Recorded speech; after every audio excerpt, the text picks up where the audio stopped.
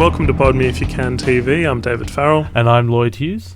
And here on Pod Me If You Can TV, we find obscure titles with your favourite stars and we discuss them. So today's film, Lloyd, is called Blue Juice. Sounds fantastic. Well, the tagline for this film is, "It's the waves or the woman." So like a guy who's got to choose between the two. And look, it's got Catherine Zeta-Jones in it. And this is the kind of film where people want to see a young Catherine Zeta-Jones dance in lingerie and smear food on a guy's chest.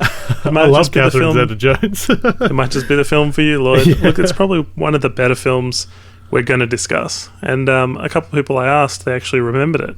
So 1995, not that long ago. Wow. Our hero of the film is Sean Pertwee. He's playing a character called JC, who's a local legend. And what he did 10 years ago is surf this really dangerous area called the Boneyard when he was 20.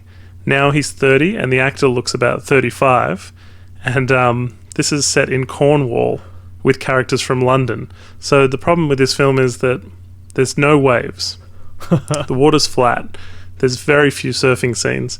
And when there are surfing scenes, you can kind of tell it's like a body double standing on a board with the camera underneath, kind of doing insert shots to show the actor, you know? So it's sort of actual surfers out there surfing, maybe even stock footage, and they've sort of dressed it up to make it seem like the actors are doing it. Yep. There's a lot of really good lines in this film. One of them is, "I don't know about you, but I could use some blue juice," which I think is pretty funny. What is blue juice in reference to? I assume it's a reference to waves. Okay. The fact that they're surfers, and there's a lot of surfer lingo. There's a surf shack that they hang out at. Look, on the back of the DVD, and I'm pleased with the DVD that I got one that has the actual actor on it, because if you look on IMDb, it's got a picture of Ewan McGregor, but it's not the Ewan McGregor from this film, and the picture of Catherine Zeta-Jones isn't accurate either. So at least in the DVD I've got, it's got the actual actors on it. It's a proper DVD. Cool. They describe the film as a stylish, sexy, high-energy comedy. And as a romantic kind of film with two people, she wants him to grow up. You know, it's a bit of a Peter Pan thing. Mm. And he wants to, impress his friends and not become boring and married, as he puts it.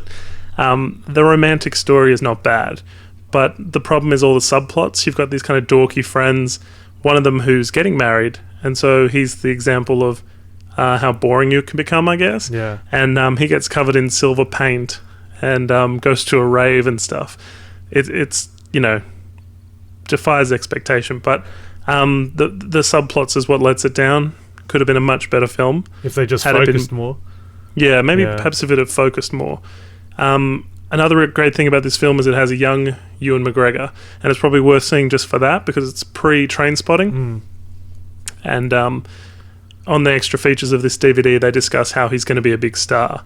So really like a keen eye of the directors and writers, and though they didn't do much after this, this sort of stands alone as, an interesting little movie. And it was shot on film, obviously, being 1995, so it looked like it had a bit of a budget. Yeah, it probably did. I mean, they also talk about how they don't want to make a depressing film in Britain. They're saying most British films are depressing, and Catherine Zeta-Jones says they're just trying to make a feel-good movie. So, where'd you read this? It's on the extra features. Oh, really? There's extra features. Cool. Yeah, which is a nice surprise. And they're all young on the special features. Like, it isn't like a heaps after interview. No. It's at the time, and Catherine Zeta-Jones is very happy to be working on a feature film.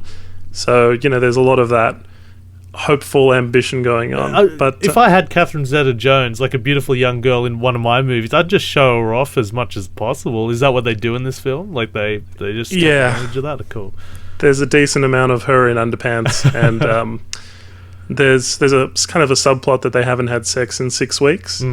And the line is 6 weeks without sex, but that didn't matter so long as you became king of the pipeline. And I don't feel like surfing and sex are mutually exclusive, You can probably still do both. Yeah. Anyway, find more of us at www.podmeifyoucan.com.